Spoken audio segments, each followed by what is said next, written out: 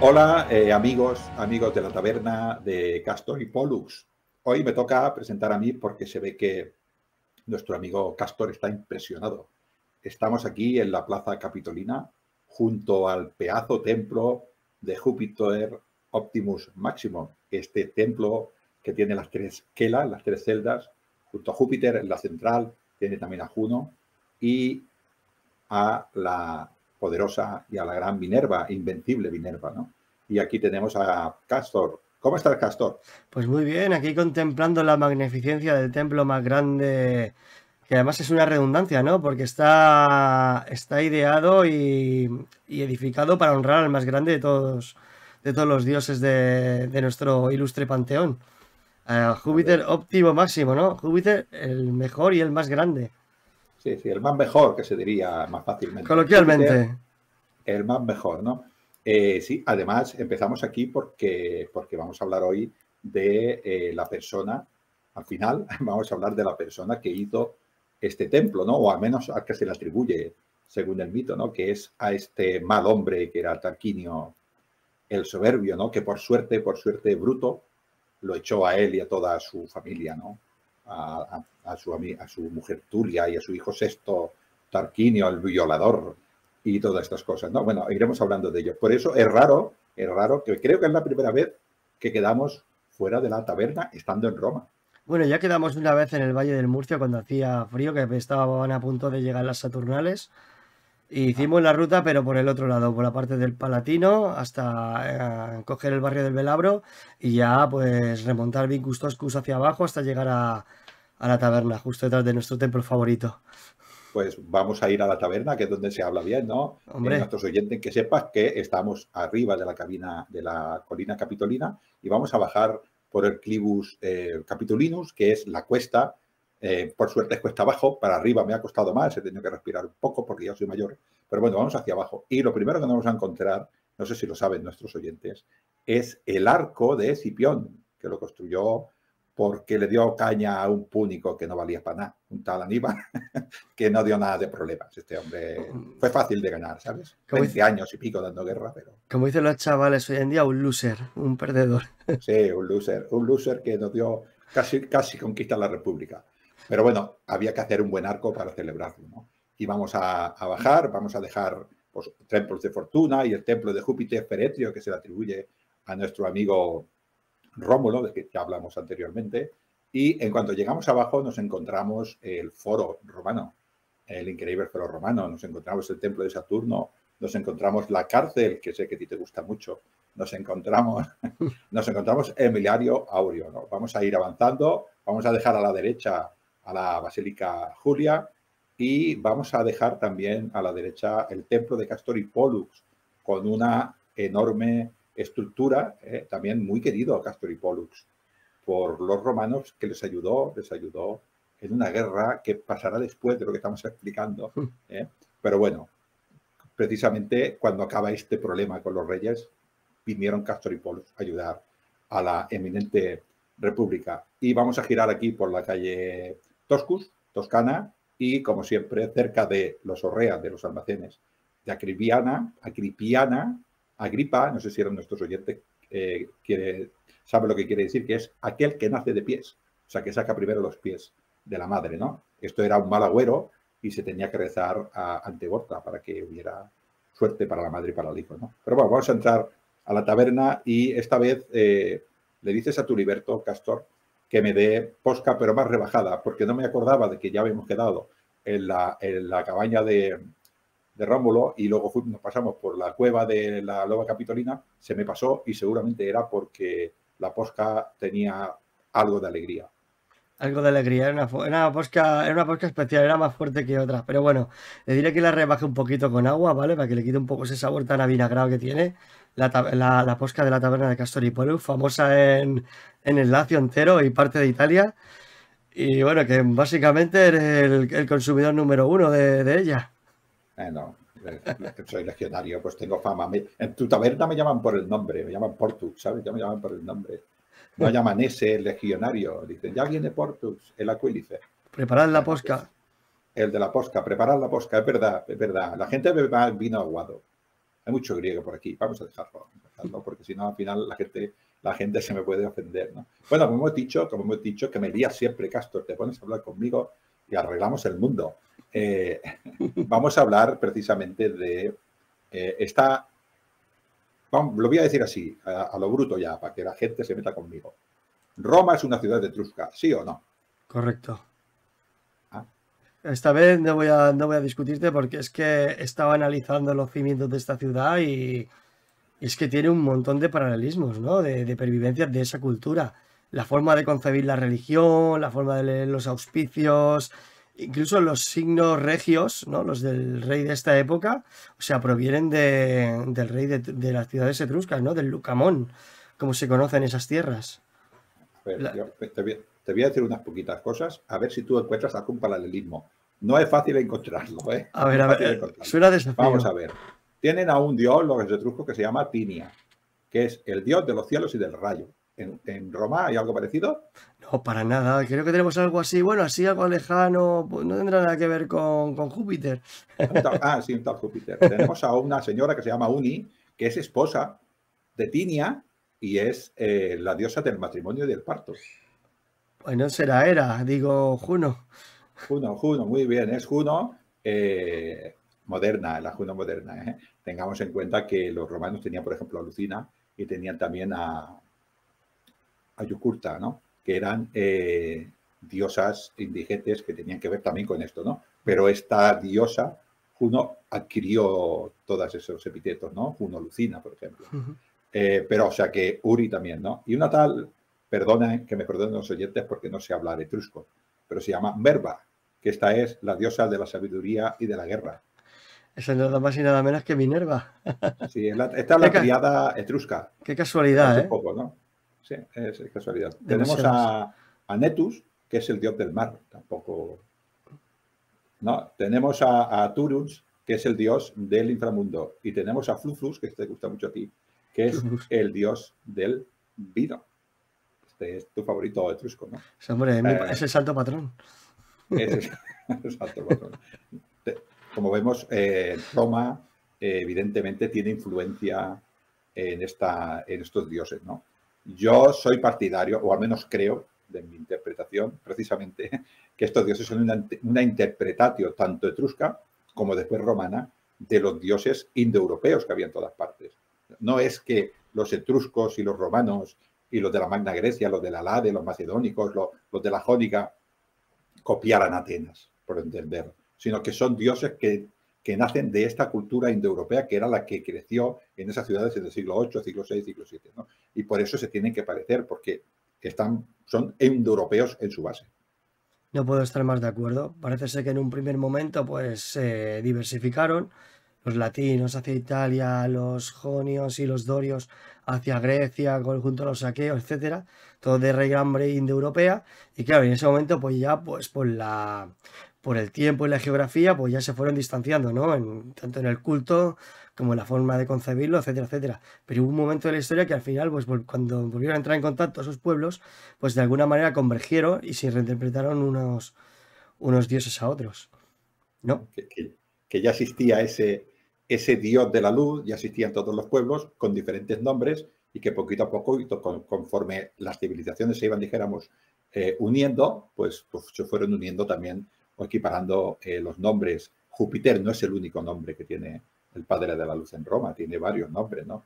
Igual que la diosa de las matronas no siempre es Juno, o algunas diosas que tengan que ver con la fertilidad, por ejemplo, Feronia, ahora me viene una diosa, Feronia, es la diosa de la fertilidad sabina, y es una diosa silvestre de la fertilidad, de la naturaleza salvaje, no de los campos como Ceres, entendamos, ¿no? Sino de esa naturaleza que nace silvestre, es más ganadera que no campesina, porque el ganado come pasto que crece solo en el bosque, sin embargo, los otros la generan en la naturaleza. Quiero decir con esto que los romanos y los sabinos y que todos son del mismo brote indoeuropeo, bueno, los etruscos no sabemos muy bien, pero probablemente también lo son, sí, tienen los mismos conceptos de dioses. Y lo que hacemos es que cambian el nombre y cuando se unen, reconocen el nombre del uno y del otro en las características de sus dioses. exactamente. Y después hay una serie de dioses, porque no sabemos exactamente dónde vienen, pero que seguramente pues es lo que has dicho tú, ¿no? Que sean diferentes personificaciones. Se me ha ocurrido ahora mismo el de Belona, que realmente Belona era la diosa de la guerra hasta que aparece Marte, ¿no? Que Marte sí que parece ser que tiene un origen indoeuropeo, pero Belona realmente no sabemos de dónde viene. Yo creo que van por ahí los tiros, ¿no, Ángel? Sí, sí, yo lo interpretaría también así, siempre dentro de nuestro conocimiento de la religión romana, ¿no? Son interpretaciones, como yo siempre digo, los divulgadores tenemos que hacer interpretaciones honestas de lo que creemos y decir que son nuestras interpretaciones y que esto no es academia y aquí está, ¿no? Pero bueno, yo creo que mi interpretación y no debe estar muy alejada de la realidad, ¿no? Esto de tan fácil de uno copia del otro no es tan. Normalmente las cosas no son tan sencillas. Resulta que, me voy a inventar, ¿no? Los etruscos no tenían un dios para la luz del sol, pues lo tendrían, porque no veo una sociedad que no vea el sol como algo importante en sus vidas, ¿no? Ujú. Igual no lo interpreta exactamente igual que otra sociedad, ¿no? Pero que una sociedad que tiene que ver con la agricultura no considere el sol, perdón, como algo importante en sus vidas, me parece harto difícil, ¿no? Con lo cual interpretará al dios de una manera determinada que conforme va pues ampliando su frontera o conforme va haciendo negocio, conforme va haciendo comercio, pues estas visiones pues se van unificando, creo. Totalmente, sí, yo también me sumo a esa teoría, a esa forma de entenderlo. Y bueno, Además, también en Etruria, si te parece, había monarquías, o sea, había ciudades-estado muy parecidas a las que después se hicieron griegas. Estamos hablando de siglo VI, siglo VII, antes de Cristo. No podemos ver las ciudades como Atenas, son ciudades que se están formando, son ciudades, ¿cómo lo podríamos decir? Que eran del mundo agrícola, del mundo campesino, pero que ya la gente empezaba ya a emigrar a las ciudades y las ciudades ya empezaban a ser núcleos un poco más poblados. Hasta entonces, ya lo dijiste tú en el programa anterior, la ciudad era a ese sitio donde se iba pues a cambiar excedentes, a evidentemente a formar los ejércitos y a las fiestas religiosas. El resto del tiempo los ciudadanos vivían en el campo y tras los etruscos ya tenían una ciudad más estructurada, eran más complejas, con lo cual necesitaban más personas en ella. exactamente. Además que piensa que los etruscos en ese estadio, porque nos estamos moviendo a las vísperas del siglo V, siglo VI antes de Cristo, pues estaban recibiendo muchísimas influencias de la Hélade. O sea, para que lo sepa, la Hélade es Grecia, ¿no? Porque nosotros lo decimos así muy animadamente, pero hay gente que a lo mejor no tiene esa constancia, ¿no? Y claro, en ese momento pues están recibiendo, pues, como decimos vulgarmente, a chorro la cantidad de influencias, tanto artísticas, como culturales, como incluso religiosas, que ahí también vemos pues los paralelismos que has mencionado, tanto que se han dado en Roma, pues también se da en Grecia, ¿no? Como ese padre de la luz, Tinia, que en Grecia podríamos equiparar perfectamente a Júpiter. Y también hay una cosa que me gustaría complementar a lo que has dicho antes del tema de la simbología de Roma es una ciudad etrusca. La cantidad de símbolos que hay, aparte de los que hemos mencionado, como por ejemplo este que has tocado, el de las monarquías de las ciudades-estado etruscas, ¿no? Que se ve que muchas se erigían por los tres componentes que se erigían en el Mediterráneo en esta época de que estamos tratando, que serían pues un poder ejecutor que sería como el rey, ¿no? Guiado por un consejo de ancianos de principales familias, pues bueno, al fin y al cabo pues los ancianos pues serían esos cabezas de familia, ¿no? Esos cabezas de gens, que nosotros les llamamos gentes porque no sabemos el término etrusco. Y esa asamblea popular, ¿no? Que formarían pues el entramado político de estas ciudades que se repartirían en esta área geográfica. Claro, es que las ciudades etruscas, bueno, las ciudades itálicas y las ciudades griegas estaban, lo que los romanos llaman gens, estaban divididas en este tipo de familias donde había un hombre que era el jefe de Estado, el jefe religioso y el jefe judicial de ese mini Estado que le llamamos, no es una familia convencional, pero sino una familia extendida, ¿no? Y esto funcionaba así. El rey tenía el poder absoluto, pero era plenamente consciente de que tenía que tener en cuenta la opinión de todas estas familias porque estas eran las que le daban el ejército, con lo cual de alguna manera los tenía que oír, ¿no? Y luego vino todo esto, que esto quizás sí que es de la Helade, que es el tema de el hombre libre. Esto sí que quizás es exportado de la Helade, ¿no? El del ciudadano libre, no del súbdito. Más que libre sería como la persona que pertenece a un entramado, ¿no? A una comunidad política, por así decirlo, la polis, de ahí viene el nombre, la politeia, ¿no? El Sí, término griego.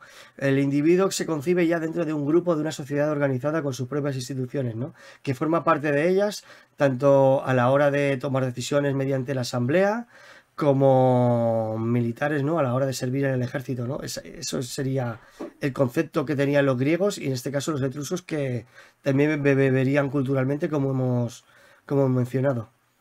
claro, a esto me refería, que no, se veían como, claro, claro, decir libre y con el concepto de libertad que tenemos ahora no tiene ningún sentido. Me refería a que no eran unos súbditos, ellos tenían un cierto poder decisorio, aunque fuera simulado, de lo que sucedía en la ciudad. Y se tenía en cuenta su voz de una manera determinada, teniendo en cuenta que tenemos un rey que era absoluto. Pero este rey tenía que ceder algunas veces al poder de estas familias. Esto los romanos lo veían como un cierto grado de libertad entre los sodales, entre los iguales, entendamos, entre niveles sociales. Si nos vamos a Oriente, desde el punto de vista romano y griego, había un rey que tomaba las decisiones absolutas y desde el último hasta el bajo, allí no participaba nada ni nadie. Nadie participaba absolutamente en ninguna decisión, ¿no? Es una bueno, ni proto ni tan siquiera, ¿no? Una primera democracia que está todavía emergente por nacer. En las mismas ciudades etruscas hubo república de aquella época, antes que en Roma. O sea, no todas las ciudades etruscas, cuando Roma tenía la realeza etrusca, tenían ya este tipo de monarquía, ya tenían república. La república de esa manera, como dices tú, con unos magistrados que estaban en el poder político, unos consejeros, llámale como sea, consejo de sabios, consejo de ancianos. En cada ciudad ya sabes que esto recibe un nombre, ¿no? Allí por ejemplo, una ciudad muy conocida por todos son los suretes, ¿no? De Cartago. Y su consejo de 100, entre comillas, ciudadanos, senadores, ¿no? Que también los tenía Atenas con sus dos reyes, ¿no? Quiero decir que esta institución pues tiene un nombre, no me acuerdo muy bien, en los viejos. En Esparta la traducción es directamente a los viejos, Sí, los ¿no? gerontes, la Jerusía. Los gerontes, sí, Y muy en bien. Grecia, el Eleuterio, que es el lugar donde se reunía la Bule, que era el consejo. Esto es una cosa que se va pues, viendo en todas estas culturas que hay bueno, en todos esos sitios, de una manera particular en Esparta, de una manera particular en Atenas, de una manera particular por ejemplo, pues es lo que hemos dicho ahora, ¿no? En Cartago. Y esto también se reproducía en Etruria, ¿no? Etruria era en esa época la civilización más potente, creo yo, de Italia. La Magna Grecia, que estaba al sur, estaba empezando a competir. Y hay guerras entre etruscos, la Magna Grecia, al sur de Italia, y parte de Sicilia, y Cartago, por este Mediterráneo occidental. Hay guerras y se plantean batallas navales con diferente éxito por algunas de las partes, ¿no? Así que Roma es sencillamente una ciudad que está allí en el lapso intentando sobrevivir entre todas estas potencias. Claro, y sería también importante recalcar, para contextualizar un poquito más y dar más fuerza a lo que has dicho, que en este momento Etruria pues constituiría una liga, una especie como de liga, ¿no? Como entre, abro paréntesis, confederación, ¿no? De unas 12 ciudades, donde cada ciudad-estado pues se regiría con sus propias leyes, pero bueno, estas tendrían un punto de encuentro en común para, digamos, pues establecer unas líneas de política exterior, ¿no? De política de defensa, en una dirección, pues porque ya de por sí, pues esas fuerzas, esas ciudades, perdón, no tenían la fuerza suficiente para hacer valer su voluntad por sí misma. Estamos hablando por ciudades como, por ejemplo, que voy a poner aquí un mapita para que le vean los que vean la versión vídeo, ¿no? Por ejemplo, tenemos aquí Volsi, Tarquinia, Caere, Velles, que esa ciudad dará mucho que hablar, ¿no? A los romanos, Chiusi, Sí. Volsini, ¿vale? Serían ciudades de esa índole, ¿no? Había unas que estarían más ambientadas al mar, como sería Betulonia o Populonia, o Caere, y otras que tendrían una proyección mucho más terrestre, ¿no? Por así decirlo, como Chusi o Perusia. Pues estaríamos jugando, pues, con esta baza ahora mismo. Sí, sí, pues claro, estamos hablando de una civilización bastante potente al norte, al otro lado del río. Belles está al otro lado del río, o sea, Belles está ahí en una fuente que se llama Cremona y allí está, ¿no? Un poco más abajo, bueno, hay ciudades latinas, así que al norte del Rin, perdón, al norte del Rin, si yo estoy pensando en el Imperio, al norte del Tíber nos encontramos prácticamente ya Etruria, ¿no? Con lo cual, como dices, esto es una ciudad, una civilización potente, tiene diferentes encuentros con la Magna Grecia y con Cartago, a veces son aliados, otras veces pues se atacan entre ellos, ¿no? La cosa es que al final los pobrecitos de los etruscos pierden una batalla contra la Magna Grecia. Los dos hacen daño, la Magna Grecia se queda en el sur de Italia, no puede, que como seguramente sería su intención, ir hacia el norte, y los etruscos se dan cuenta que tampoco pueden ir hacia el sur. Y allí queda Cartago, para que nos entendamos, un poquitín, que domina esa zona. Sin que la Magna Grecia esté hundida, ni Etruria tampoco, pero la potencia que queda después de estas guerras es Cartago. Sí. ¿Y Etruria qué sucede con Etruria? Pues que como ya el mar le es más dificultoso porque ya lo tiene Cartago y la Magna Grecia en su zona de influencia, pues decide pues, su expansión hacia el sur y ahí está Roma. Por eso es tan importante Roma para los etruscos y por eso probablemente muchos etruscos fueron a esta zona de influencia de Roma. Así que esta ciudad tenía que ser a la fuerza algo visto que tenía que pasar para ir, por ejemplo, a Cumas o a la ciudad de Quiriagas del Sur, los ejércitos y todo lo que quisiera de los etruscos tenía que pasar por Roma, ¿no? Así que Roma tenía que ser una ciudad que pertenecía como mínimo a la órbita etrusca. Sí, tú estás haciendo mención a la batalla de Lalia que se libró entre una alianza entre cartaginenses y... Creo recordar que entre cartaginenses y tirrenos, etruscos, tirrenos es como los conocían los romanos, contra griegos, ¿no? Los griegos foceos de Alalia, ¿no? Que era una ciudad, una colonia que estaba en la actual Córcega. Que aunque los griegos ganaron la batalla, pues realmente tuvieron que abandonar la colonia y tuvieron que expandirse en las diferentes colonias que había en el Mediterráneo Occidental. Pues sí, en ese momento Cartago era la dueña marítima indiscutible del Mediterráneo Occidental por el poder, por los emporios comerciales que tenía distribuidos. Y claro, los etruscos tuvieron que enfocarse pues, en otras zonas, ¿no? Digamos que en este momento estamos hablando, en este punto de partida, pues estaríamos hablando de una expansión en doble vertiente, ¿no? Una que iría hacia el norte, hacia la zona del Valle del Po, que entraría en contacto con los galos, que les darían también bastante caña. Y la otra zona pues sería hacia la Campania. Y claro, ¿qué ciudad les pillaba de paso en esa expansión hacia el sur? Pues nada más y nada menos que la mismísima Roma. Sí, además, ahora entraremos en los reyes, ¿no? Pero así hablando un poquitín en general, estamos hablando de una Roma que pasa a la vista etrusca, primero porque la tienen cerca y segundo porque tienen que traspasarla, ¿no? Tampoco tienen el concepto romano de imperio, sencillamente pues hay una monarquía de una ciudad romana y Roma sería una ciudad etrusca más pues como Populonia o como Vélez, o sea, desde el punto de vista etrusco era una ciudad más, ¿no? Pero estos tres reyes etruscos, que son Tarquinio Prisco, el Viejo, Tarquinio el Viejo, Servio Tulio y Tarquinio el Soberbio, hacen que Roma sea la ciudad más potente. Ellos son los que hacen que la ciudad sea la más potente del Lacio. Tanto es así que a los inicios de la República, estamos hablando muy poquitos años después del inicio de la República, Cartago ya reconoce a Roma como un interlocutor y hace un tratado de no atacar intereses propios de cada ciudad, ¿no? Dice, tú, Roma, encárgate de las tierras que yo me encargo del mar. Tú podrás navegar y tal, pero estamos hablando de que hay paz, un tratado con Roma. Quiere decir que la Roma que entraron los etruscos, que era una ciudad que nadie contaba con ella, y cuando ya sale de los etruscos ya es una ciudad que es importante. O sea, los reyes etruscos se hacen con el Lacio y algunas ciudades etruscas y algunas ciudades también un poquitín de más al sur, ¿no? Así que no es mala la influencia etrusca en Roma. Para nada, yo siempre he dicho que Roma en este momento étnicamente está compuesta de latinos y sabinos, una especie como de mezcolanza original, pero culturalmente es etrusca. ¿Por qué? Porque la cultura etrusca al fin y al cabo está bastante más avanzada que la de los latinos en este momento. Y claro, al final uno acoge normalmente cosas de la cultura que le benefician, ¿no? Que es más avanzada, por así decirlo, ¿no? Eso sería un poquito la idea, ¿no? Claro, si esta gente está en los estadios superiores de cultural, en el sentido que tienen mayores avances tecnológicos, culturales, tanto en el arte como, yo sé, como en la tecnología, pues claro, ¿por qué no lo iban a adoptar? Y además que estaba ahí al lado, ¿no? Solo les separaba el río. No es como hoy, ¿no? Que la actual Etruria se anclaría en la Toscana, ¿no? Etruria llegaría hasta el mismísimo río Tíber. Claro, claro, claro. No, no, es una influencia de todas maneras. Siendo así, esto que dices, yo creo que Roma no perdió tampoco ese carácter sabino-latino que tenía desde el origen. Se hizo la mezcla de ahí sí que podríamos llamar tribu, Sí. de estos etruscos, de estos sabinos y de estos latinos, Yo ¿no? me refería De estas, en un concepto, aunque no sería el más apropiado, sería étnico. Sí, o sea, vamos, gente que tiene un antepasado común, por así entenderlo, ¿no? sí, sí, sí.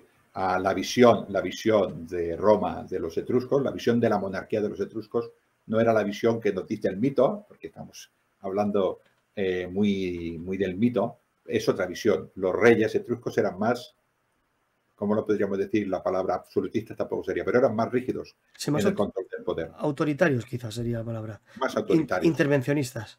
Sí, sí, muy bien. Estos sí que eran, estos sí que tenían el concepto de reyes, ¿no? Que ellos sí que eran los absolutos, estos sí que eran los jefes de la milicia, del ejército, eran los que hacían los juicios, eran los que hablaban con los dioses, los que tenían los auspicios, ¿no?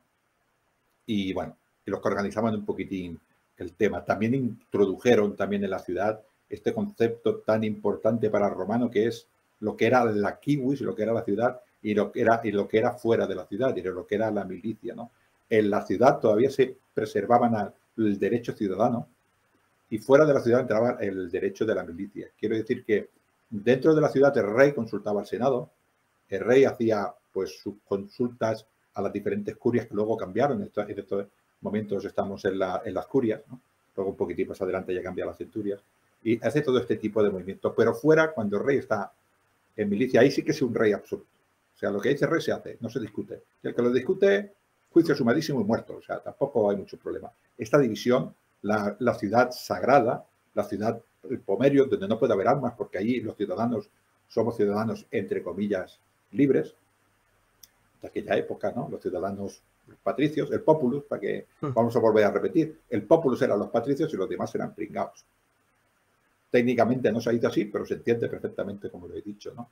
Y fuera ya reza de otra manera. El problema de esto es que a ningún emperador romano le fue bien sin contar con el Senado. Y estos contaban poco con el Senado, con lo cual nunca están bien vistos. Exactamente. Y aquí es cuando entran muchas influencias de esas que hemos nombrado antes, ¿no? Aunque ellos no cambien su concepción de ver el mundo, ¿no? Que la concepción enteramente latino-sabina, ¿no? Sí que cogen muchas formas y usos de esta nueva gente que les condicionará y que les hará ver, pues, una nueva forma de hacer las cosas, por así decirlo. Lo has dicho bien, ¿no? El tema de los hospicios, cómo entenderlos, los colegios, la simbología que hemos dicho al principio del programa, ¿no? En este momento se introduciría la púrpura, ¿no? Para el monarca. Las fasques también entran en este momento en juego, son etruscas. De hecho, es que hay muchos paralelismos con las instituciones romanas con las instituciones de otras ciudades-estados, etruscas, que por desgracia no conocemos porque no hay fuentes sobre eso, o se han perdido, no hay registros, pero que sí que parece ser que hubo paralelismos muy fuertes. Sí, sí, sí. No, la inmensa mayoría de la simbología romana es de origen etrusco. El águila, los zapatos rojos de los cónsules son etruscos. Los líctores, las fasques, es que es la silla curul, todo es simbolismo etrusco, ¿no? Y bueno, porque, volvemos a repetir, el rey era la figura más importante de este entramado, ¿no? De este sistema político, ¿no?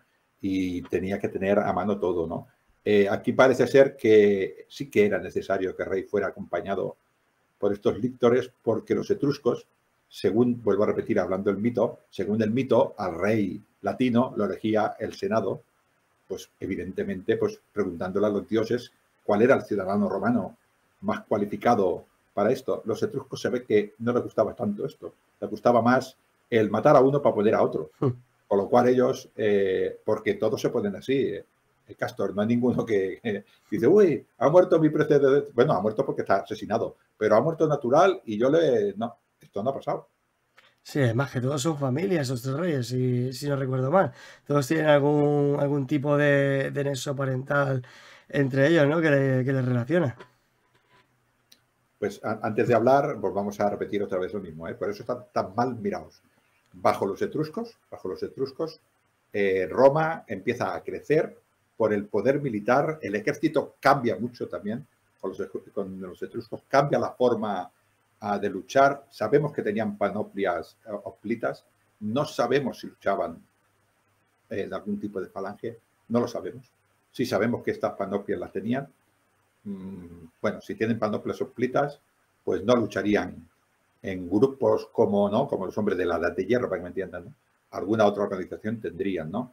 Probablemente, pues, algunos lucharían como hoplitas y otros como podían, ¿no? Pero esto no se sabe, la verdad que no. Pero lo que sí que es verdad es que el ejército romano cogió mucha potencia, sometió bajo yugo todas las ciudades latinas.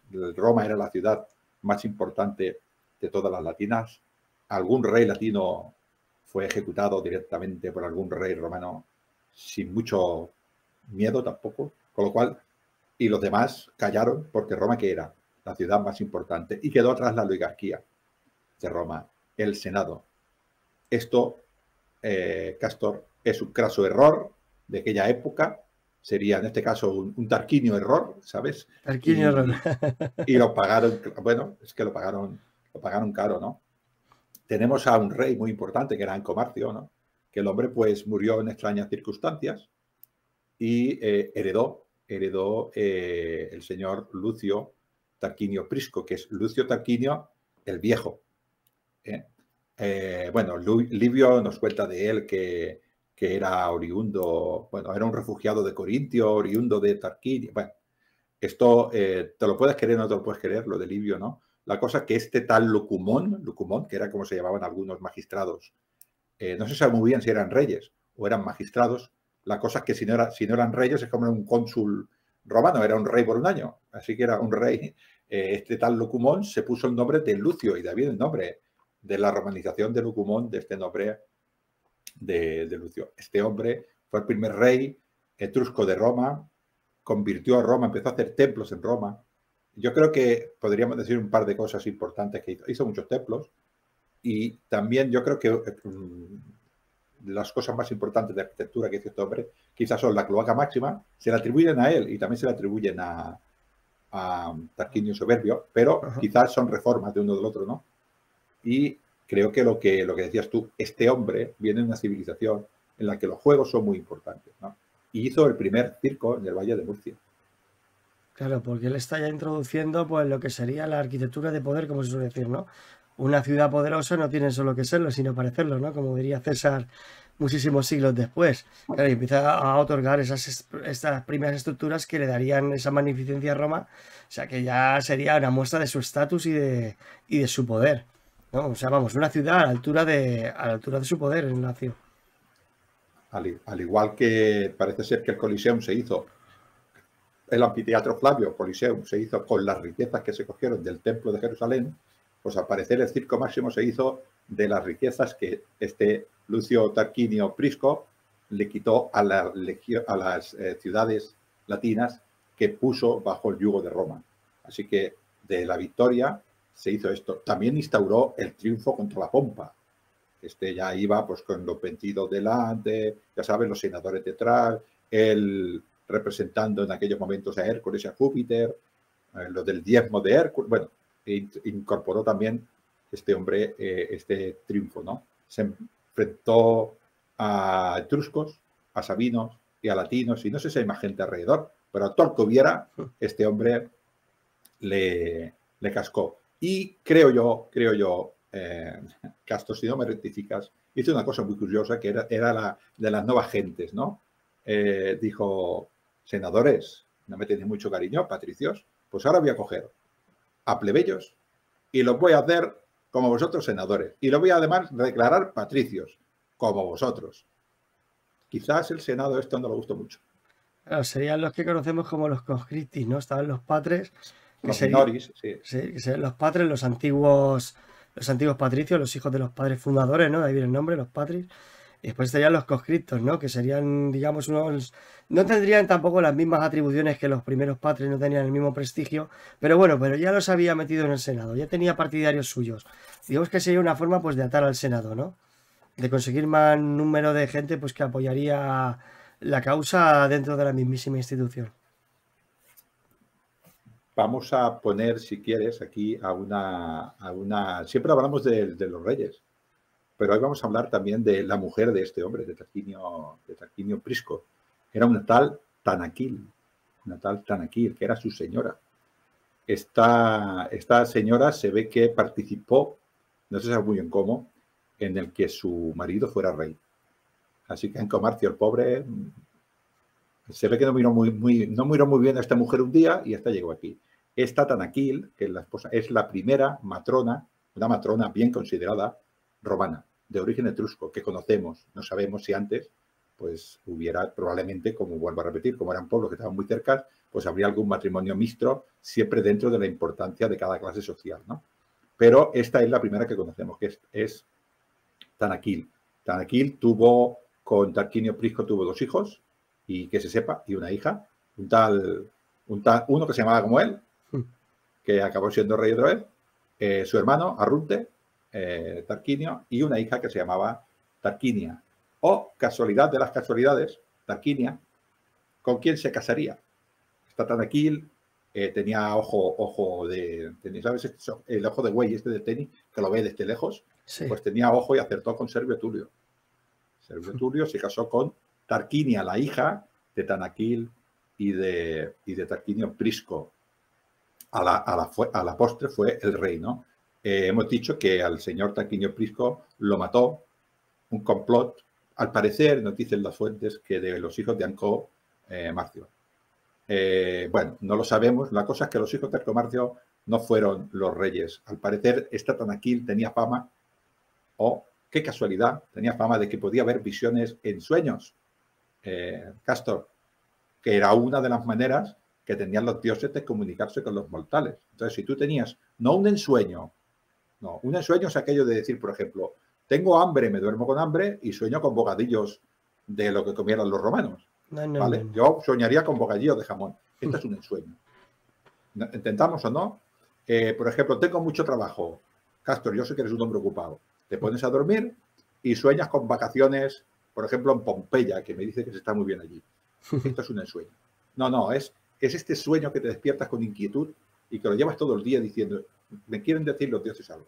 Por los dioses, Tinia para ellos, le dijo, Servio Tulio tiene que ser el rey. Entonces ella se plantó allí en el foro y dijo, muchachos, Servio Tulio tiene que ser el rey. Casualmente mi cuñado, pero esto es por casualidad, perdón, mi yerno, pero esto es por casualidad. Y los hijos de Anco Marcio, que probablemente dieron el golpe de estado, estos que se vayan olvidando.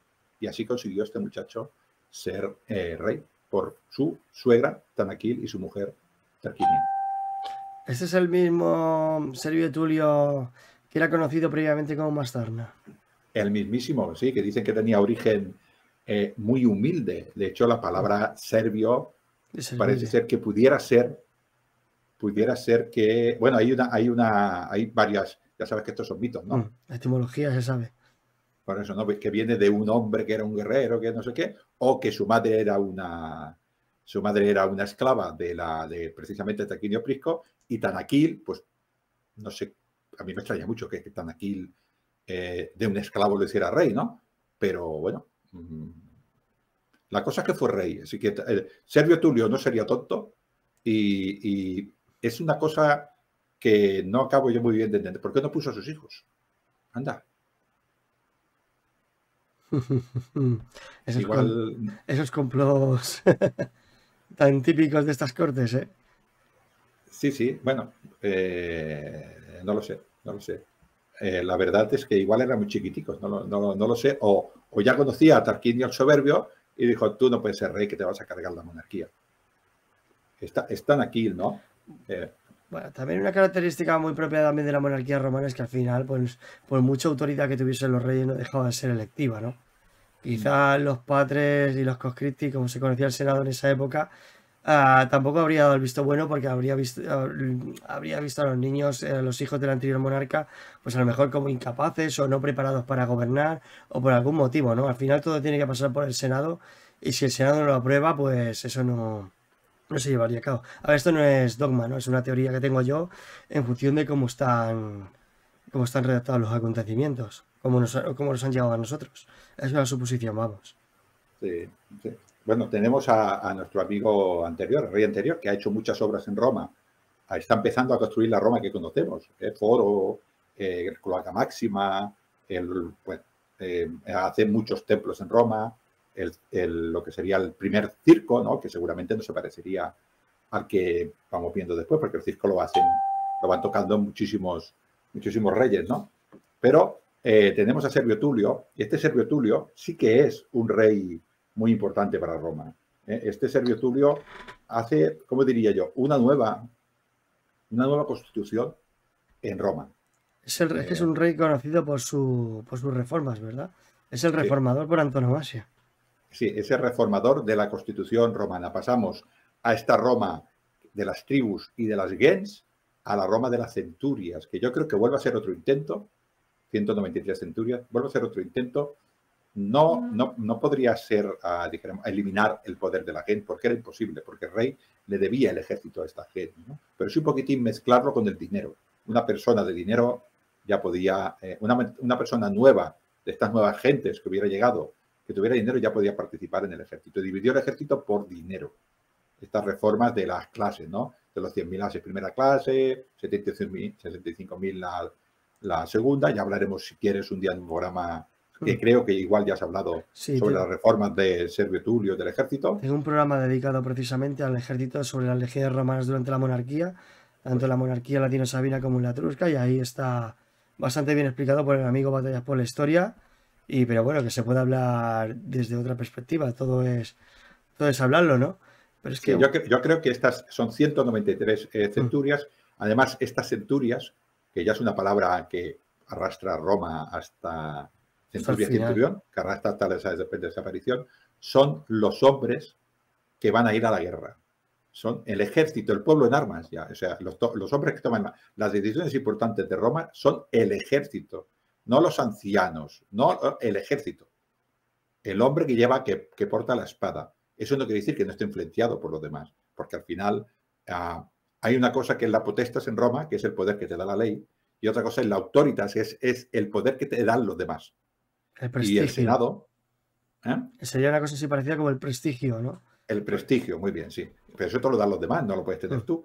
Con lo cual, el Senado no pierde nunca esa importancia de consejero, pero sí que yo creo que estos reyes están intentando un poquitín organizar de otra manera Roma, ¿no? Y esto le produce este ejército más potente todavía, ¿no? Y además introduce otro tipo de reformas que se hablan muy poquitas, ¿no? Como por ejemplo que es el mismo Senado, el mismo que va a la guerra, el mismo que decide ir a la guerra, el que tiene que aportar los recursos para ir a la guerra. Luego recibirá más recompensa, pero es todos esos hombres que van a la guerra, que deciden ir a la guerra, son los que se pagan la guerra. Sí, es que este sistema está pensado como, está muy inspirado en lo que sería la mentalidad del hombre antiguo. Tú aportas, tú recibes.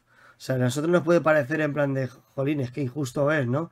Pero es que, claro, una persona que pone más patrimonio y que expone más, pues, y que tiene más que perder, por lo tanto, después recibe más como recompensa. Pero piensa que no pone los mismos medios una persona que está sirviendo en la primera clase, que ya paga una armadura más cara, que sirve en primera línea, etcétera, etcétera, que un señor de la quinta clase que lo único que tiene que poner es su persona, por así decirlo, de cuatro piedras, porque realmente iban armados pues con lo que tenían. Pero es que también esta reforma podríamos estar hablando largo y tendido, porque Sí. a mí me recuerda muchísimo a la reforma soloniana en Atenas, que además se está dando precisamente en este momento. ¿No es sospechoso eso? Bueno, es que al final se influencian, quiero decir, ¿Mm? no sé cuántos días de viaje de Atenas. Además, Atenas es una ciudad comercial y deberían haber barcos en el pseudopuerto de Ostia, que no sabemos si existía, pero seguramente Roma tendría algún acceso al mar de alguna manera, ¿no? Y Atenas o ciudades griegas que tenían que, de la Helade o de Piro o de este tipo de influencias, tenían que negociar. Este hombre también vio de estas reformas, si habéis hablado, 80 de las centurias, 80 de 193, las ponían los poderosos. Quiere decir que los que tenían dinero eran los que más aportaban, eran los que tenían el cargo más importante para la guerra y no recibían nada a cambio. aparte del botín de guerra, si lo tenían, ¿no? Pero desde el punto de vista de la ciudad lo tenían que hacer porque eran los más poderosos. ¿Qué les compensaba el rey? El rey les compensaba con lo que había en aquellos momentos, que era con cargos públicos. Ellos, por ejemplo, alguna persona que colaboraba de una manera importante en esto podía hacerlo senador o podía hacerlo algún tipo de sacerdote. El Flamis Dialis, por ejemplo, era un cargo importantísimo, ¿no? El cargo, el Flamis Crinalis, este tipo de cargos. O sea, estamos empezando a ver, yo lo digo un poquitín para que entendamos, estamos empezando a ver esta estructura que tiene Roma luego la República, que es: yo como hombre importante de la República soy el que más aporta a la guerra, lo hago de una manera gratuita, porque luego saco del botín, y además se lo agradezco a la ciudad con este berquetismo. A cambio, la ciudad que me da a mí honores, me hace edil, me hace cónsul y me reconoce a mí como persona la importancia en la sociedad. También podemos entender estas reformas, a colación de lo que he dicho con la similitud con las reformas de Solón, que también podrían ser pues una especie como de solución, ¿no? Que se están dando pues a una serie de problemas sociales y necesidades que tendría el pueblo romano en ese momento, y la forma de atajarlo pues de este señor pues sería pues a raíz de esta reforma censitaria, ¿no? Que serviría tanto para el tema de votar en la asamblea, ¿no? Los comicios centuriados, que en este momento cobrarían muchísima fuerza, que se reunirían en el campo de Marte por su carácter militar, y claro, tendría la misma estructura precisamente la que tú has mencionado, ¿no? Para servir en el ejército. De la manera que las primeras clases que tienen el momento más pesado reciben los mayores honores en la batalla y exponen más medios, serían también los que se verían más beneficiados a la hora de votar las leyes. Claro. Y lo que te digo, pasamos del ejército gentilicio, sin dejar de ser Roma gentilicia, a un ejército basado en el dinero. Sí. Y incorporamos a una gran cantidad de plebeyos, que hasta entonces los plebeyos, como no participaban en el gobierno de la cosa pública, pues no tenían que participar. Ahora los plebeyos tenían una obligación, porque tenían tierras, también concedió muchas tierras el rey a esta gente, ¿no? En usufructo, que no son en propiedad correcta, ¿no? Con lo cual el ejército se incrementa. Y yo creo que todo esto se hace, como dices tú, un poquitín para incorporar más soldados, para buscar un poco de paz, de reparto social es un poco complicado, ¿no? Sí, bueno, Pero para que cada paz social. ciudadano... Paz social sería. Sí, En griego cada tiene un ciudadano... término. En griego tiene un término muy característico que ahora mismo no recuerdo, me quería tirar a la piscina y me he quedado ahí. Pero sería la estasis, ¿no? Creo que esa era la palabra. No me acuerdo. Si no la busco en comentarios y la pongo. Pero es que en el mundo griego se daba que era digamos, los conflictos sociales que había pues, entre las diferentes clases precisamente por eso, ¿no? Por las desigualdades, por la presión social, etcétera. Pues yo creo que eso influenciaría también a los romanos, ¿no? Pues influenciaría, tendrían los mismos problemas, y Servio Tulio, pues claro, pues lo solucionaría pues de esta manera, ¿no? Claro, este hombre también tuvo sus éxitos militares, no lo digamos, pero yo creo que este tipo, su labor es más importante en cuanto a la nueva constitución romana, ¿no? También se le atribuye, o al menos se le llaman los muros servianos, que son la primera muralla de Roma, aunque esto está un poco en entredicho por la arqueología, pero bueno, todo el mito siempre le atribuye esto, y también crea el embrión de estas nuevas comicios, que eran los de las tribus, ¿no? Que estaba, bueno, pues tenemos las tribus, creo que eran la tribu palatina, la tribu suburana, y crea una fuera, que es la tribu colina. Son cuatro, se me ha pasado una: suburana, palatina, esquilina y la colina, ¿vale? Que son las cuatro tribus originales. Luego se hicieron 35 tribus, incorporando cuando Roma se va expandiendo. De esta primer embrión aparecen luego los otros comicios, que son los comicios de las tribus, que también tienen importancia, no tanto como los centuriados, que estos centuriados fueron los más importantes en la República, bueno, y la plebe, pero esto es otra historia que hablaremos más adelante, ¿no? Así que este hombre es un reformador de Roma, de la estructura política y social de Roma. Claro, tú estás hablando en el momento en que la tribu tiene un carácter más vinculado al territorio que no a la familia, ¿no? Ese concepto de tribus que son diferentes familias con un antepasado común, ¿no? Bueno, sería el siguiente estado de la gens, ¿no? Gens, tribu, familia, etcétera. Pues claro, y aquí pues la vincularía una región geográfica, que de hecho he puesto un mapita con las 4 regiones principales, que ahí entrarían las siete colinas originales, ¿no? Y estarían divididas, pues eso, en 4 regiones, y cada una, pues, con una tribu. Yo lo estoy viendo todo el rato esto como un intento de quiero y no puedo, o sea, de quitarle el poder a todos estos, porque ya solo dolería el disgusto de estas élites romanas con tanto poder. Por un lado te quito poder y por el otro lado te voy a dar reconocimiento del pueblo. Permíteme, sería, o sea, es que aquí sería el paso del ejército de los patres, ¿no? De los caudillos, ¿no? Un ejército de caudillos que prestan sus medios al monarca por, digamos, por consexo, ¿no? Por pacto, ¿no? Yo te reconozco como el primero entre iguales. Tú eres un caudillo como yo, pero tenemos que tener un líder, alguien que dirija esta comunidad y eres tú. Yo te estoy cediendo mis recursos y claro, y aquí lo que tú has dicho, ¿no? Yo creo que vas por ahí, ¿no? Los tiros de que de un intento de a estos caudillos, pues diluir un poquito su poder, ¿no? Y ya crear un ejército que sería más estatal, ¿no? Más fiel al Estado, ¿no? A que estaría representado en la figura de este Lucamón, ¿no? De este monarca. Ya tenemos una estructura de Estado que es Roma. No son las gens que se unen en una idea pues, de supervivencia o de, bueno, pues nos unimos porque la resiliencia es más importante cuanto mejor unidos estemos a través de un líder que nosotros reconocemos como líder, que como los dioses lo han elegido, entre comillas, pues evidentemente tomará las opciones más correctas para nuestro éxito. No, estamos hablando de que ya Roma es la importante. Servimos a una cosa un poco más abstracta, que es el Estado, la ciudad-estado de Roma, ¿no? Que esto yo creo que antes no existía y esto lo hace este Servio Tulio, creo yo. Claro. Bueno, este hombre muere en extrañas circunstancias, pero vamos a otra vez a volver a ellas.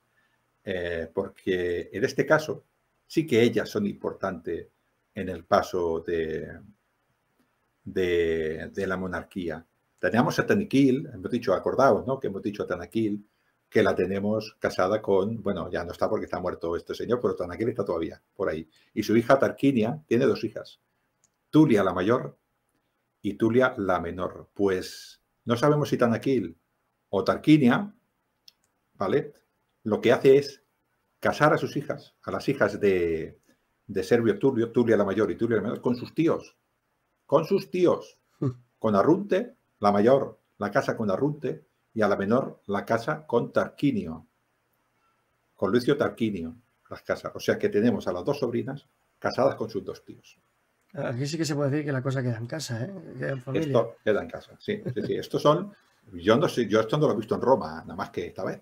Nunca había pasado, o sea, un romano nunca se había casado con su prima ni con su sobrina, vamos. Esto es lo más romano del mundo, ¿no? Fíjate si eran los etruscos romanos que igual lo aprendieron al revés, igual lo hicieron al revés, ¿no? Pues bueno, tenemos a Tulia, la mayor, casada con Lucio, para que nos entendamos, o con Tarquinio Soberbio, decimos ya el nombre, y tenemos a la menor con Arrunte. Y se ve que el Arrunte era un buen hombre y se ve que Tulia la mayor también era una buena mujer.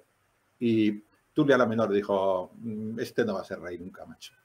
No sé si me entiendes. Un día soñando, dijo, este no va a ser rey nunca. Entonces se puso de acuerdo con, fíjate lo que te estoy diciendo, ¿eh? Se puso de acuerdo con Lucio Tarquinio y plantearon matar a sus respectivos cónyuges. O sea, a sus hermanos. Uno a su hermana y la otra a su hermano. Y, oh casualidad de las casualidades, murieron. Quedaron los 2 viudos y, claro, para matar la pena se casaron entre ellos. Tulia la menor y Lucio Tarquinio se casaron entre ellos. Aquí sí que se puede decir, ¿no? Aquel refrán que dice que los dioses los crían y ellos se juntan. Pues ellos mira, se juntan. pues nunca mejor dicho. Pues esto fue lo que sucedió. Y ya que se había casado con el que pensaba que iba a ser el rey, le dijo, ¿y por qué no desafías a mi padre y así ya pues nos hacemos rey y reina, chaval? Y el chaval pues le dijo, pues vale. Entonces se plantó en el foro el Lucio Tarquinio Prisco, conocido por el Soberbio, que era el hijo del primer rey etrusco, y le dijo que su monarquía era indigna, pues venía de una esclava y que no tenía sangre real, como él, que él sí que era un Tarquinio, solo faltaría.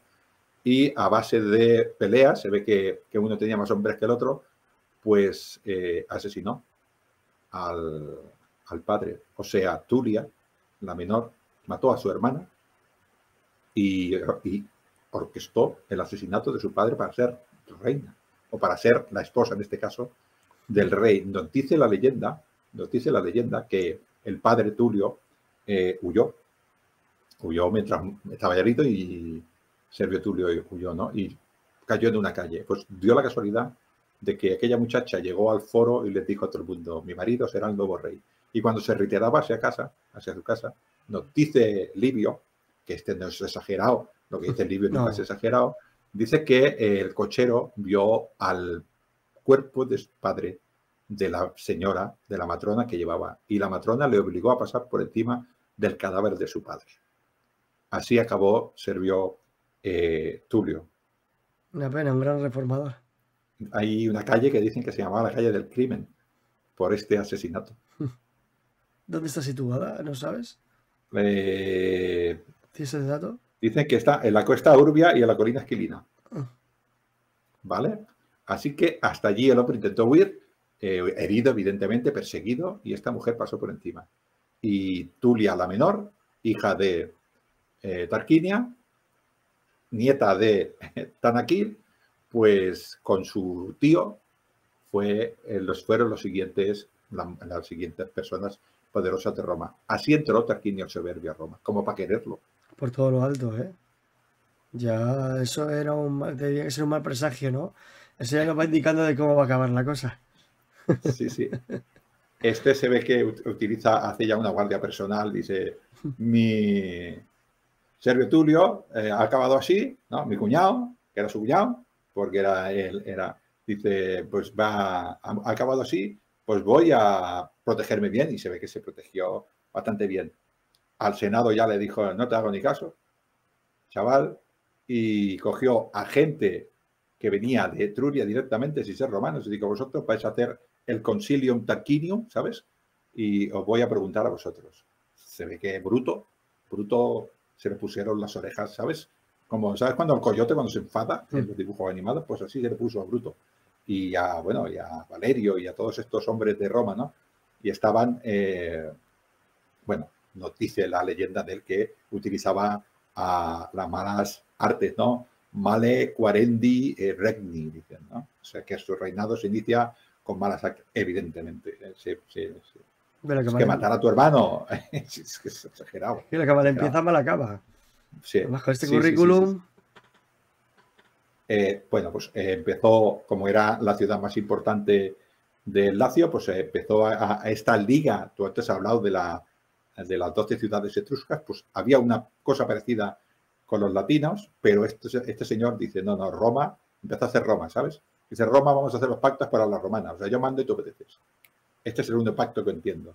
Y empezó, evidentemente, a apretar a las ciudades latinas. Y no solamente empezó, sino que cascó bastante fuerte, ¿no? También, como etrusco que era, pues también pues hizo obras en Roma. O sea, quiere decir que una obra muy importante en Roma, la acabamos de decir, en el programa lo hemos empezado desde allí. Nos dice que fue él el que hizo el templo de Júpiter, Optimus Máximo, y su señora y la hija de su marido, porque ya sabemos que Minerva no es hija de Juno, es solo hija de Júpiter, que nació de él por su mente, creo que nació, ¿no? No me acuerdo muy bien del mito, pero que no es hija de su mujer. Con lo cual hay un poco de resquemor. Bueno, puedo narrarlo brevemente, ¿no? A la griega, ¿no? Ahí. Zeus / Júpiter se tragó a su esposa porque decía un oráculo que el vástago que tendría con ella le destronaría, y claro, hizo exactamente lo que había hecho Saturno con sus hijos, ¿no? Pues cogió y devoró a la esposa embarazada. Y un día Júpiter empezó a doler la cabeza y le pidió a Vulcano que le abriese esta de un hachazo, y de la cabeza abierta pues brotó Minerva ya armada con sus atributos, ¿no? Con el casco, la lanza, vamos, sí que era chula esta Minerva. Los dioses nacen como quieren, colega. ¿Qué pasa? Son dioses, ¿no? No como nosotros, que somos unos matados. Además, como Minerva tiene ese atributo de guerrera y sabia, tiene que renunciar, no sé si los oyentes lo saben, pero tiene que renunciar a lo que le hace mujer, y es que tiene que ser virgen a la fuerza. Porque el hecho de tener hijos le quita esa virtud de luchar. Es como Diana, por ejemplo, ¿no? Estas vírgenes, estas señoras tienen que ser, porque no se comportan, no tienen los atributos femeninos, ¿no? No se comportan como matrona, para que nos entendamos, ¿no? La simbología a veces nos ayuda mucho a estas cosas, ¿no? Pues bueno, tenemos este Tarquinio, el Soberbio, pues dando mala calidad de vida a los senadores romanos. No tanto a Roma, porque Roma se hace grande, somete a las ciudades latinas. Estamos hablando ya de que incluso ya empezamos a tener a ciudades latinas con un fuero, con unos ciudadanos inferiores a los ciudadanos romanos. Estamos hablando ya de que Roma empieza a parecerse a la Roma que es, ¿no? Y evidentemente dicen que Roma, pues estaba, si quieres contamos un poquitín del final de este hombre, porque yo creo que es magnífico, ¿no? El final de este hombre. Es épico. Luego, en todo caso, diremos cuál es el que creo que es el real. Pero vamos a decir el final. Este hombre... Yo quiero meter una cuña antes de acabar, antes de matar a este hombre, que creo que ya he hecho un pequeño spoiler. Bueno, no, tampoco muere. No en este momento, ¿no? Pero ¿te has fijado que la forma de reinar de Tarquino el Soberbio es paralela a la que tenían los tiranos griegos? Apoyarse en las clases populares a base de fiestas y de construcciones públicas en detrimento de la clase dirigente. Es exactamente lo que hicieron los Hipias y Parco en Atenas, por poner un ejemplo, el ejemplo más vivo. Curioso, ¿eh? Curioso, sí. Y paralelo a los acontecimientos que están sucediendo en Grecia en este momento. Sí, pero ya sucedía eso también en Etruria y seguramente sucedería en ciudades como Tarentum y Cumas. Yo quería recalcar ese, ¿no? El carácter del tirano, ¿eh? Que aquí se ve, vamos, es paradigmático. Sí, bueno, a ver, si yo quiero eliminar el poder de estas clases dirigentes, tengo que ir abajo y decirle, estos son los que os hacían daño. ¿Ven yo cómo os trato? Apoyadme a mí, no los apoyéis a ellos. Claro, el número de ciudadanos menos pudientes era más grande. Entonces los líderes pues se tienen un poquitín que retener. También es cierto que la estructura patrón-cliente era muy fuerte en Roma, ¿no? Y romper eso no era fácil. No sé en otras ciudades. De hecho, no desaparecería. Es que no desaparecería. Se conservará a lo largo de la historia de Roma, sobreviviendo incluso en la Edad Media bajo la forma del feudalismo, ¿no? Ya con influencias germánicas, etcétera, etcétera, lo que tú quieras, ¿no? Pero es que la relación patrón-cliente ya no se movería. No, pues vamos a decir el final de este hombre. Este hombre va a una ciudad del sur que se llama Ardena y planta allí a las tropas, ¿no? Y ahí pues para allí van un montón de romanos a asediar a esa ciudad, ¿no? Y se ve que su hijo, que era de la calaña de su padre, un tal Sexto Tarquinio, esta leyenda la conoce, supongo que todos tus oyentes, ¿no? Que la leyenda de Lucrecia, ¿no? Pues bueno, hay muchas versiones, yo voy a decir una que me gusta a mí explicar, pero hay muchas. No, la leyenda es la misma, pero hay muchos matices, ¿no? Y bueno, pues se ve que el hombre pues se va a Colatina y allí vivía pues un tal Colatino, Tarquinio Colatino, que era de alguna manera familiar de la monarquía. No sabemos muy bien exactamente en qué grado, pero era Tarquinio, pues tendría que ser también familiar, ¿no? Y el hombre se va allí, pues dice, hombre, pues si viene el hijo del rey, que además es familiar de mi marido, pues duerme aquí, muchacho. Pero aquella mujer era una digna matrona romana. Y se ve que era bella. Y era una matrona que cosía, que hacía la lana, que hacía la casa. O sea, era una matrona como los dioses romanos mandan, ¿no? Y este muchacho pues quiso abusar de ella. Y la amenazó, diciendo que si no lo conseguía, pues mataría a un esclavo. La mataría a ella y diría que la había visto en adulterio. Con lo cual no solamente la mataría, sino que le quitaría su honra. Y al quitarle la honra, le quitaría cualquier dignidad en su entierro, en su funus. Y esto nosotros quizás no lo entendemos, no somos capaces de entenderlo, pero tener digna sepultura para una persona de aquella época era quizás más importante que la vida. Y esto es lo que lo estaba amenazando, ¿no? Total, que consiguió al final violarla. La mujer llamó a su marido y a su padre. Su marido estaba en la guerra y su padre estaba en Roma. Los dos llegan a Colatino. Su padre era Lucrecio, Publio Lucrecio, su marido Colatino. Y llegan allí con un tal Bruto y un tal Valerio. Y al final la mujer dice, mira, Sexto Tarquinio me ha violado. Yo no puedo vivir con esto. El padre le dice, pues si te ha violado él, ¿qué culpa tienes tú? Bueno, total, que la mujer se mata porque se sentía sucia y no podía vivir con ese... La importancia de la pudiquicia romana también hay que entenderla, ¿no? Esta la mujer, es el parangón, es la mujer romana, la matrona romana por excelencia de la virtud, ¿no? Murió, dijo que ninguna mujer sin dignidad podrá alegar el ejemplo de Lucrecia. O sea, que ella murió por ese pecado, ¿no? Y dicen que Bruto, de la misma familia que el que mató a César, ese Bruto, Junio Bruto, ¿correcto? Dicen que cogió el cuchillo ensangrentado y dijo que no permitiré que la monarquía viva en Roma, y Tarquinio Soberbio y toda su prole, o sea, Tulia y Sexto Tarquinio, van a marchar de aquí. Entonces llevaron el cuerpo de Lucrecia al foro. Evidentemente los romanos entraron se indignaron ahí sacaron en las armas de masa. donde no había y dijeron, vamos a cerrar las puertas y que no entre el rey. Cuando el rey volvió con el ejército le dijeron, chaval, acabas de violar a una mujer, y el ejército abandonó al rey. El Tarquinio el Soberbio se fue a buscar amigos para seguir luchando contra Roma, que de hecho luchó, y Roma fue el último rey, según nos cuenta la tradición, que tuvo. Esto es lo que nos dice la leyenda. ¿Qué creo yo que sucedió? Pues un golpe palaciego, probablemente de algún enemigo suyo, pero que las élites romanas lograron parar y se pusieron ellas en el poder. Sí, o simplemente las mismísimas élites romanas, ¿no? Algún conjunto de patres directamente, al ver su influencia desplazada y concentrada en las manos de una sola persona, pues dijeron que esto no podía ser y que había que volver a hacer las cosas pues a la romana, ¿no? El reparto de la República, bueno, en este caso todavía no ha nacido, no están haciendo ahora, ¿no? El reparto del Estado, pues entre las familias que siempre habían estado ahí, ¿no? Claro, todos tenían algo que decir porque todos aportaban al Estado, por lo tanto, eso había que volver como las cosas habían sido, ¿no? Esa es mi tesis, esa es mi opinión. No, yo creo que las élites romanas, cansadas de este rey, dijeron, porque además también es cierto que esa era una corriente muy normal ya en el Mediterráneo. Había muchísimas repúblicas de estructura más o menos diferentes, pero esta estructura de consultamos de alguna manera al pueblo, tenemos un consejo de sabios y tenemos una persona que no es el rey, en algunos sitios sí, ¿no?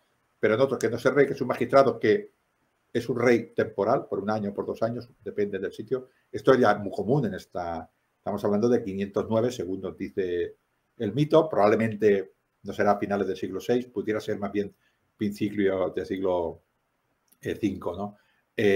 Tarquinio el Soberbio no estuvo quieto, buscó primero una alianza con los latinos, que estaban sometidos por Roma, no pudieron.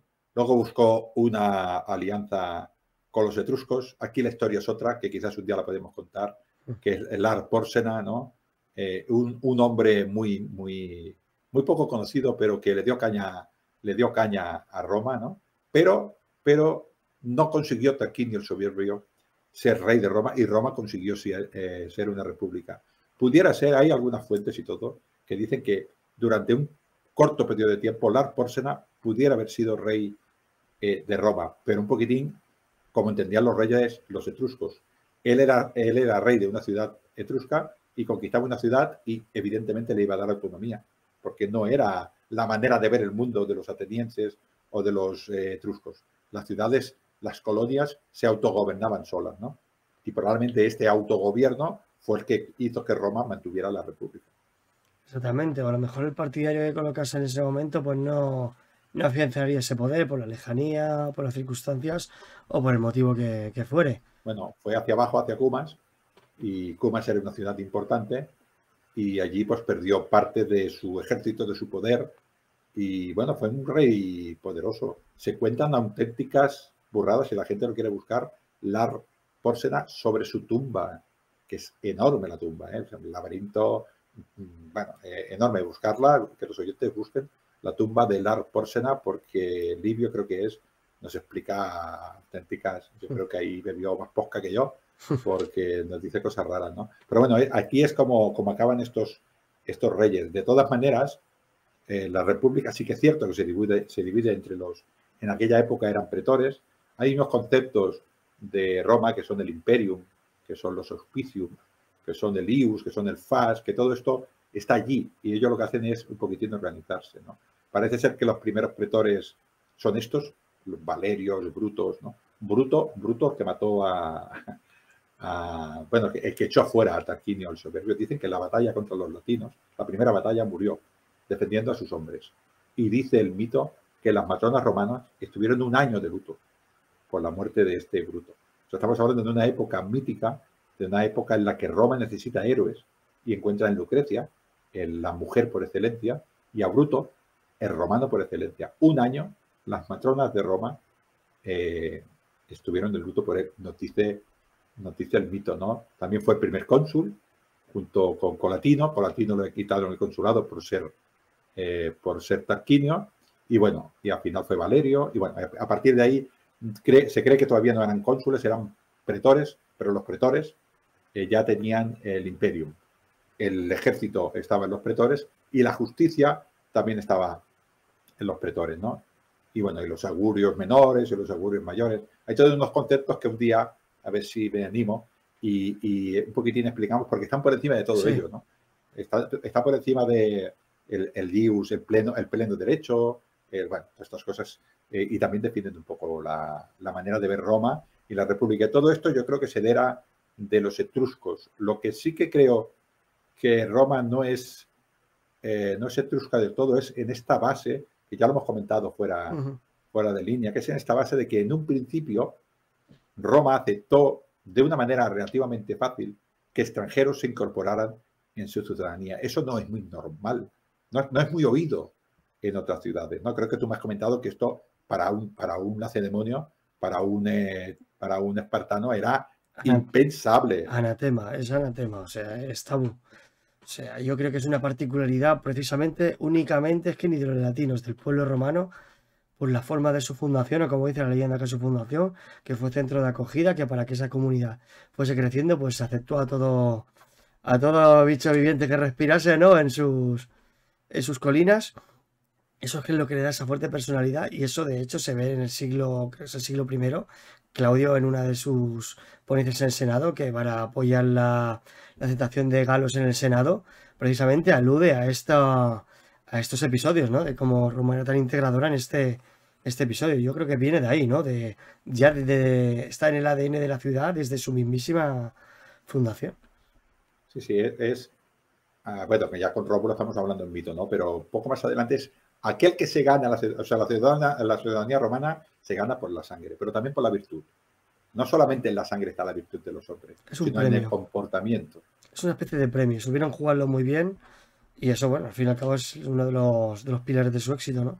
Entre otros muchos otros, entre la potencia de sus legiones, su pragmatismo, su capacidad organizativa. Uno de los puntos fuertes que se puede dar al pueblo romano precisamente es este, el uso inteligente de la ciudadanía, ¿no? Incluso como arma, ¿no?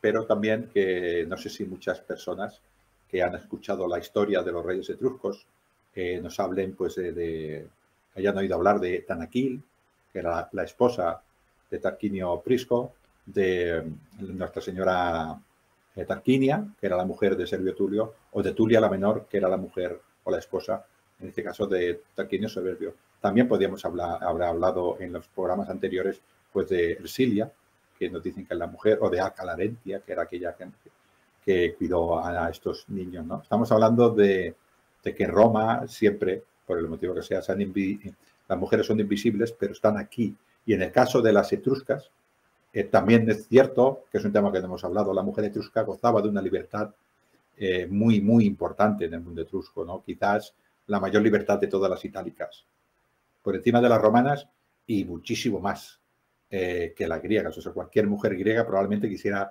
vivir en Roma por la libertad que tenían las romanas, ¿no? Estamos hablando en ese contexto y en esa realidad social, ¿eh?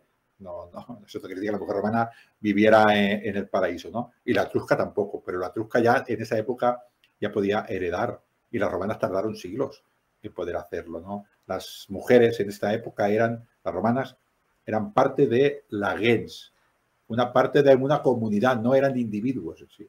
El recipiente de los futuros ciudadanos era concebida en Roma. ¿Sabes dónde se ve muy bien esa libertad a la que tú mencionas de las etruscas? En el arte funerario.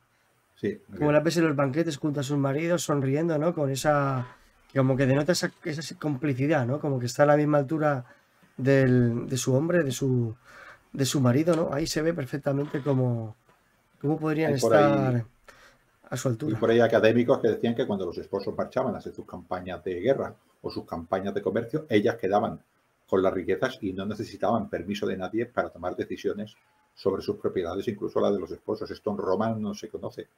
Esto no funcionaba exactamente así, ¿no? Quiero decir que eran unas mujeres que tenían una cierta... ¿Esto qué te hace? ser una mujer más preparada porque necesitas más retos, ¿no? Y esto a las romanas pues no le sucedía, ¿no? Pero que quiero decir que Tanaquil, que Tarquinia y Tulia son tan importantes para Roma de esta época etrusca como sus esposos, que son los que normalmente se conocen. Y no solamente eso, sino que intervienen directamente. Tanaquil se sabe que intervino directamente en que Servio Tulio fuera el siguiente rey, que se pusiera la púrpura, y se sabe que Tulia intervino directamente en que Tarquinio Soberbio fuera rey. Intervino provocando asesinatos, o sea, desde la sombra, ¿no? Y Tanaquil se le conoce como una mujer, que la de Tarquinio Prisco, como una mujer, una matrona que todo el mundo respetaba, o sea, que era el poder en la sombra, ¿no? Y esto también hay que decirlo, porque también estaban allí. Sí, no, y al fin y al cabo, pues beben un poco también de esta leyenda negra, ¿no? Si se le atribuye a la monarquía, pues un factor tan negativo, ellas por haber pertenecido a ella en cierta medida, pues también tiene que haberse salpicado por esa tan mala prensa, ¿no? Pues sí me he Sí, claro. explicado. Esto, a ver, en Roma todas estas cosas se escriben siglo, ¿qué podríamos decir? Lo más temprano, siglo II antes de Cristo, siglo I, Sí, sobre todo siglo tres, siglo siglo, dos. época Augusta es cuando se escribe, ¿no? Y allí ya la mujer es entendida de una manera. La mujer, como dices tú, tiene que tener unas virtudes y esto es lo que se espera de ella, que es pues, que la mujer procree, el fin del matrimonio es generar descendencia y la mujer tiene ese rol. Entonces, cualquier cosa que se sale de este rol, pues está mal visto. Y los escritores, como escriben en esa época tan tardía, con respecto a los acontecimientos de los que estamos hablando, pues siempre hablan mal de ellas, ¿no? Ahora hay unas ciertas revisiones porque quizás antes también se sabía un poco menos. Ahora estamos viendo las cosas de otra manera, ¿no? Y somos capaces de mirar, o al menos yo lo intento siempre, mirar los textos clásicos, intentando un poquitín, que ya empiezo a conocer, dentro de mis limitaciones, empiezo a conocer un poquitín esta manera de pensar que tenía Romano Común. Entonces intento restar esto y fijarme en las cosas de importancia, ¿no? Yo ahora estoy haciendo, por ejemplo, una serie de mujeres de Roma en TikTok, en Instagram, que cada día pues cuelgo una y me estoy dando cuenta de que lo que nos dicen los clásicos no es real. Hay mujeres, ahora mañana pasado pondré una mujer que operaba los ojos. Estamos hablando de mujeres que danzan, mujeres que son poetas, mujeres que tienen negocios.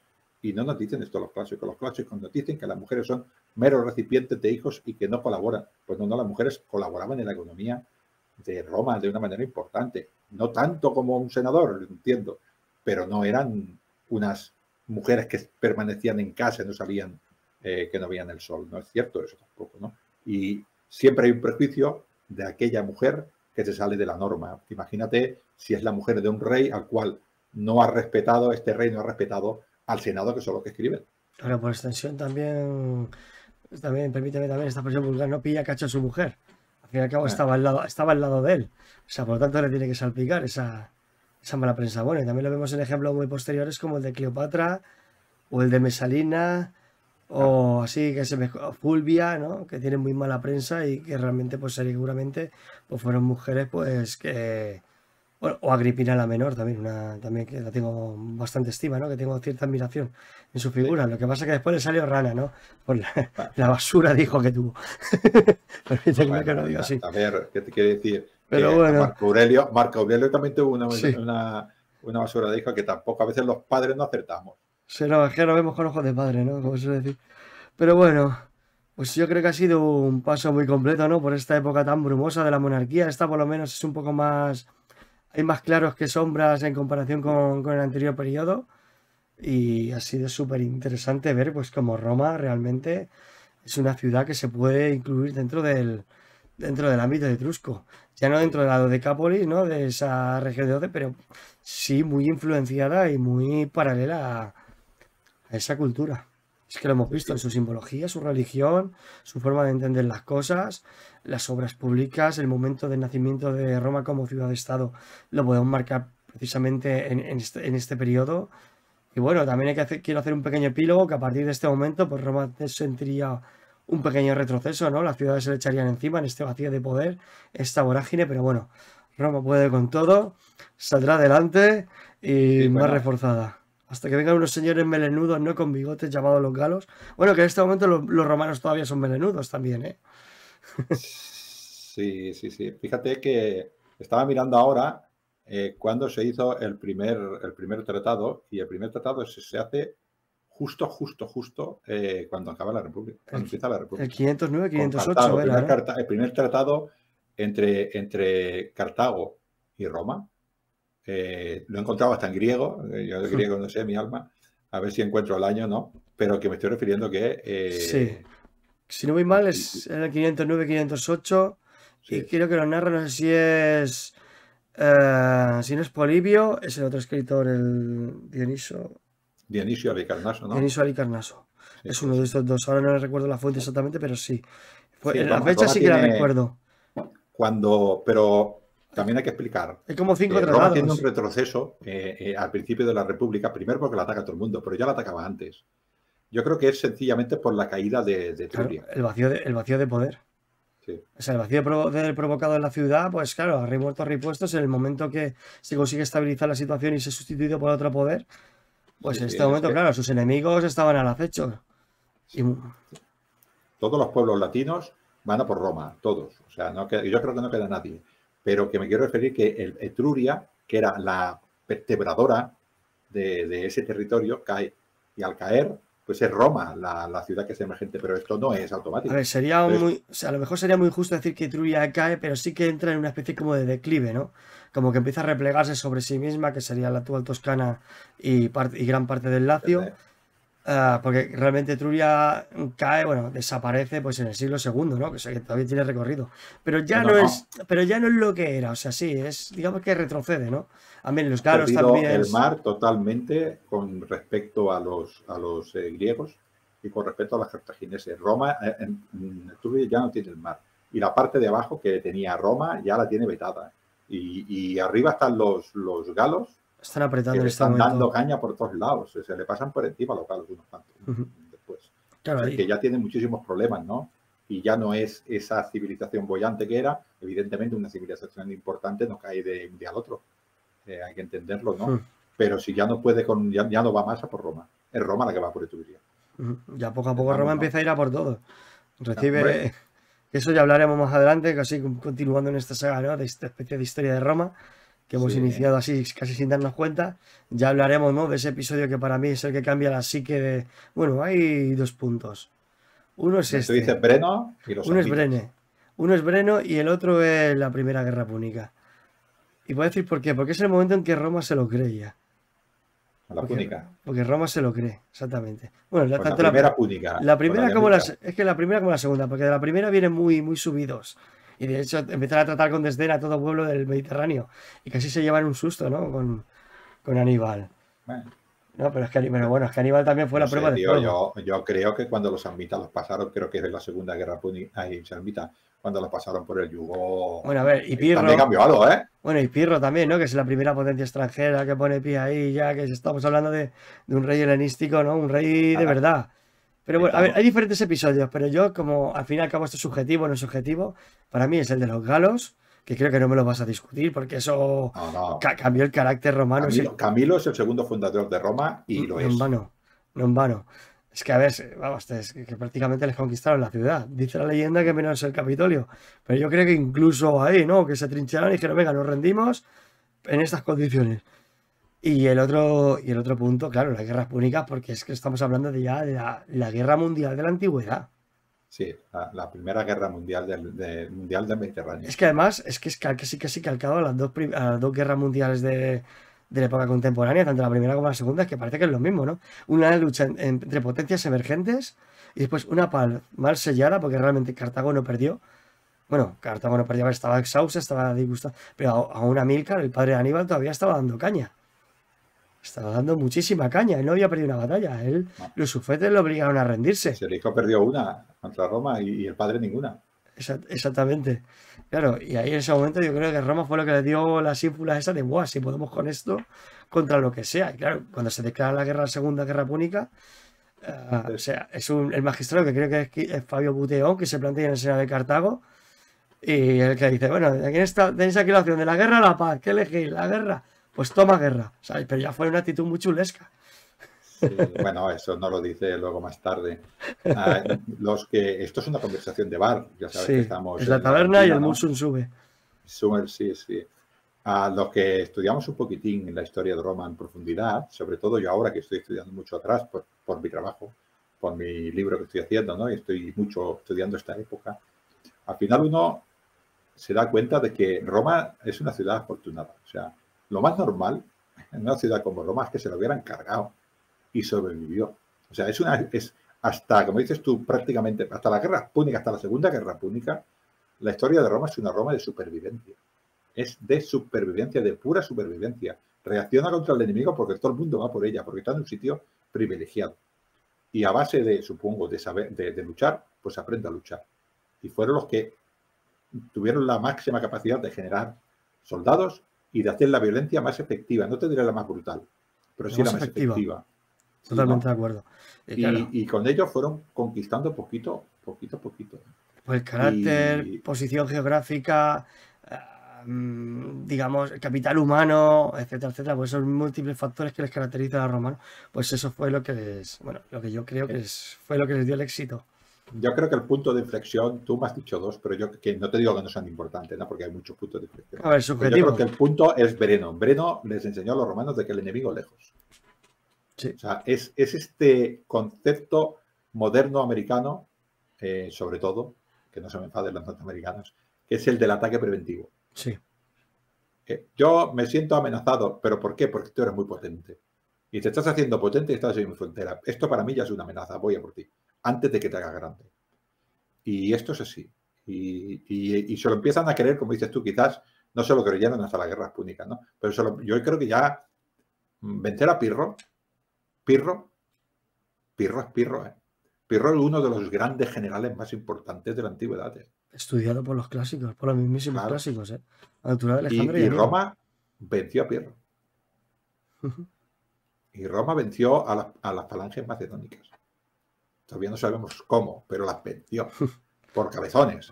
Y venció a los samnitas. No eran mejores que los samnitas, los romanos, eran más cabezones. Vale, ¿Y qué le sucedió? les obligaron a adaptarse, de hecho. A esto es. Esta es otra de la interpretatio romana y el esto de decir, si no como los espartanos, no, como los romanos. Si esto funciona, lo interpreto a como a mí me vaya bien. Y esta interpretación le fue siempre bien. No fue una sociedad que fue rígida, ¿no? Y esto quizás se debe a esta mezcla, este mestizaje originario de los romanos, porque nos hablan Tito Livio y Dionisio de Carnaso, que son los que más nos hablan nos hablan muchos escritores, ¿no? Pero estos son los que yo más leo, nos hablan de este origen de Roma, con Rómulo, o con diferentes reyes, con el mismo Hostilio, con todos, que venían gentes de fuera de Roma, y a los romanos les daba igual. Tú Ahora, vienes a Roma, yo te doy tierras. Desde el mismo rey, del Ager Regio, les daban tierra a estos hombres para que se hicieran ciudadanos romanos. Esta manera de ver al extranjero que no tenía otra cultura, a la fuerza tiene que hacer ver la vida de diferentes maneras. No puede haber una manera monolítica cuando tengo quizás los latinos o los sabinos o los etruscos eran los mayoritarios, pero habría gente de todas partes de Italia huyendo pues de su vida, intentando pues, el sueño romano, para que nos entendamos. Alba Longa acaba de crear una colonia. Pues vamos a hacernos un futuro mejor, porque aquí solo tenemos tiranos, ¿no?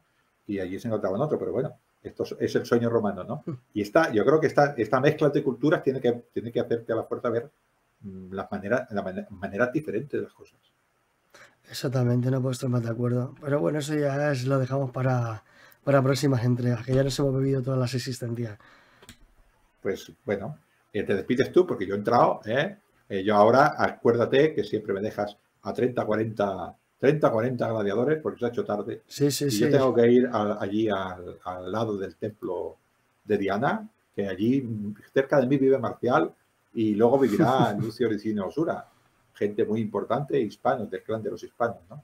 Así que me acompañen y yo marcho, me despido de los oyentes de la taberna. Sí, esto ya entra dentro de nuestro contrato, ¿no? Los 30 gladiadores hispanos celtíberos no pueden faltar en tu compañía. No quiero que sigas viniendo más a la taberna. Y yo con eso estoy tranquilo. Porque como te vayas sin gladiadores, igual no llegas al templo. Y mira que se ve aquí desde la esquina. Taberna, La taberna de Castor y Polo puede que continúe, pero Portux no, así que mejor defiéndeme. Exacto. Pues nada, pues vamos a despedirnos, pues como hacemos siempre, pero bueno, con el tono especial cuando vienes tú a casa, ¿no? Que es recomendar a todo el mundo que se suscriba a Lignum en Roma, a iVoox, Spotify y en sus redes sociales, Ángel Portillo Lucas, Facebook, Instagram. O sea, no olvidéis suscribiros porque ponen contenido sobre historia de Roma desde una perspectiva muy interesante, ¿no? Y sobre todo, pues desde la empatía, desde el intento de comprender, pues la mentalidad de esas personas, que a mí fue lo que me cautivó de su contenido. Y a vosotros, Quirites, pues nada, pues desearos un buen ballet, gaudete, Quirites, no sin antes pediros que por favor, si os ha gustado, darle un buen like, suscribiros, deis a la campanita para que no os perdáis ninguno de estos programas que tanto os gustan, como el que tenemos Ángel y yo. Y nada, y compartir, mucho compartir. Y ahora sí, Spalete, et Gaudete, Quirites y amigos del Mediterráneo. Hasta otra.